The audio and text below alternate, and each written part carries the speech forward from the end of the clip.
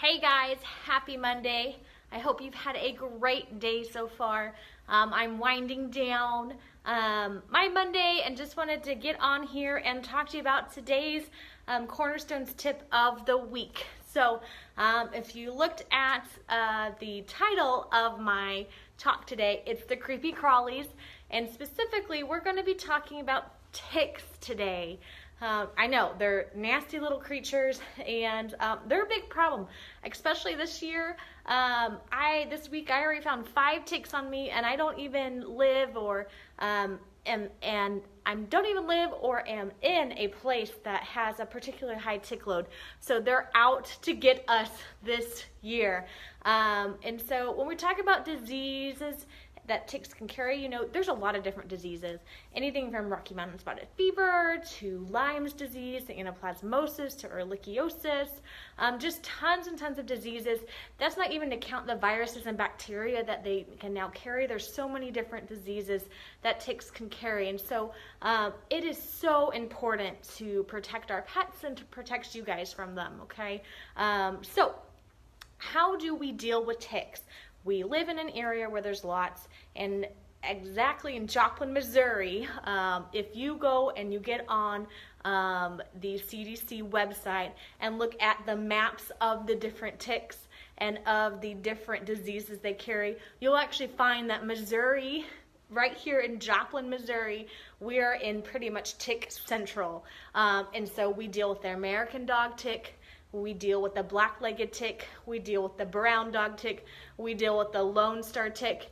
All of those 4 ticks carry almost all of the span of the diseases that we worry about. And so we worry about those diseases in our pets, dogs and cats, as well as other animals, as well as ourselves. So let's talk about what we can do to help prevent ticks.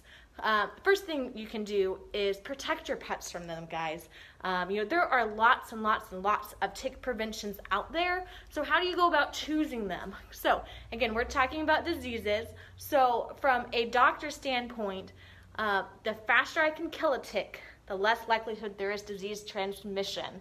Okay, and so the product that we at Cornerstone recommend, because it kills ticks the fastest right now, is a product called Bravecto. It's an oral chewable they take that lasts 3 months. It's doing great work for us here. The problem with Bravecto is that they have to be at least 6 months of age. And so if they're younger than 6 months, we can't exactly use it on label.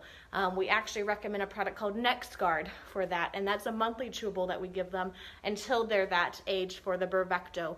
Both of those drugs are in the same class, and so they work very similarly. Again, they kill ticks the fastest, and that's what we want. Something that many of us, or many of you probably don't know, I actually didn't know it until I became a veterinarian.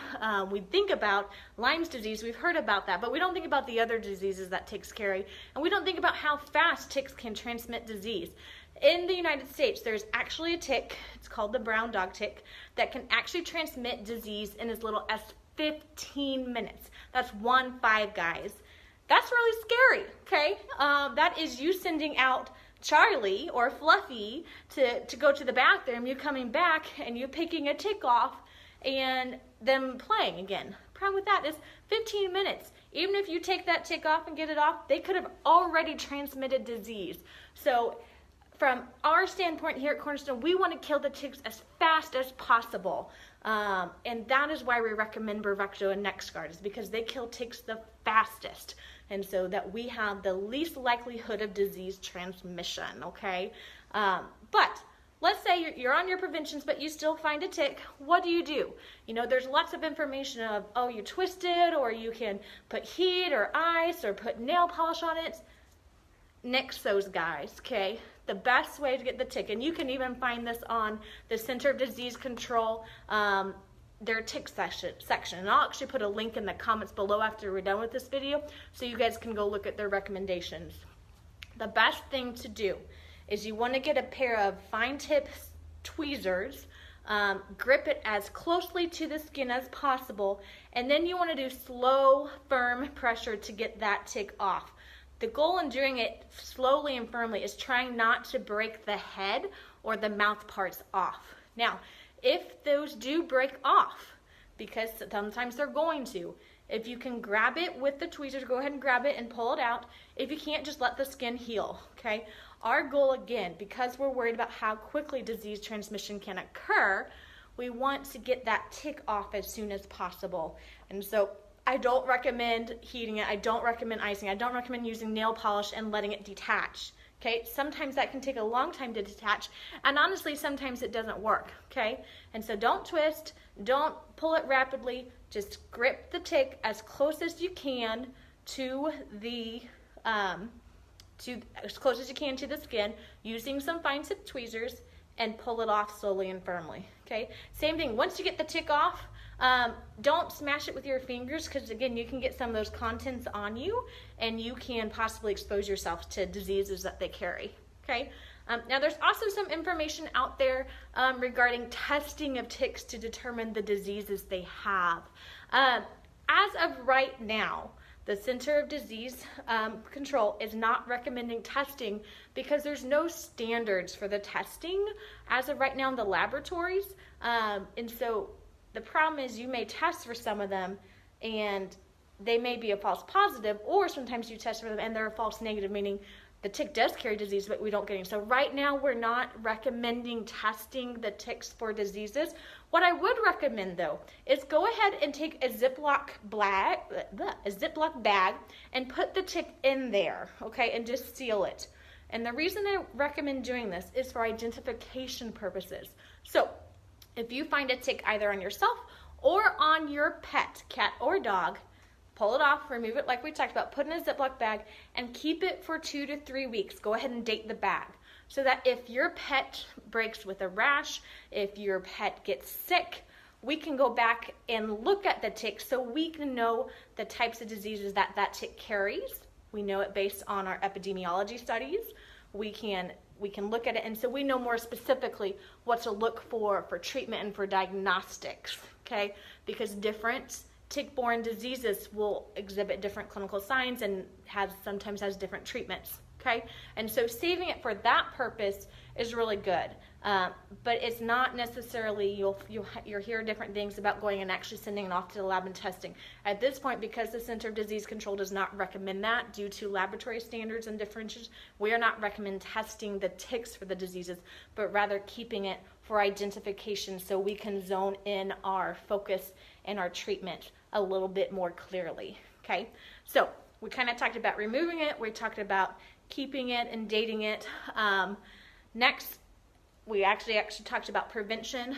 The CDC has some really good recommendations. Again, I'm going to put that link in below. It talks about different things you can do with with your yard to help prevention, including putting mulch down for different areas, putting fences up to prevent wildlife from coming through your yard. It just has a lot of good different recommendations. So I'm not going to talk about that, but I'm going to put that in the comments below so you guys can take a look at that. I would encourage you to read it. Again, here at Cornerstone, we recommend certain products for the dogs because we want to kill the ticks the fastest. Same thing for cats. So, we always kind of sometimes forget about cats, but cats are just as important and they can get these tick-borne diseases just as much. My warning about cats is that they are very sensitive to a lot of different chemicals, okay? So you want to make sure that you talk and speak with your veterinarian about a safe product to kill ticks in cats, because there are products out there that contain chemicals that can cause serious disease and can even sometimes cause death in your cats, and so we don't want that. So always, always, always consult your veterinarian for the best product that is available right now and the safest products that are available right now. So if you have questions, if you have comments, be sure to drop them below. Want to say hello to everyone's on here. I see Cindy's watching. Hi, Cindy. Hi to some of you others that I see on here. But tick disease is a big thing here, guys.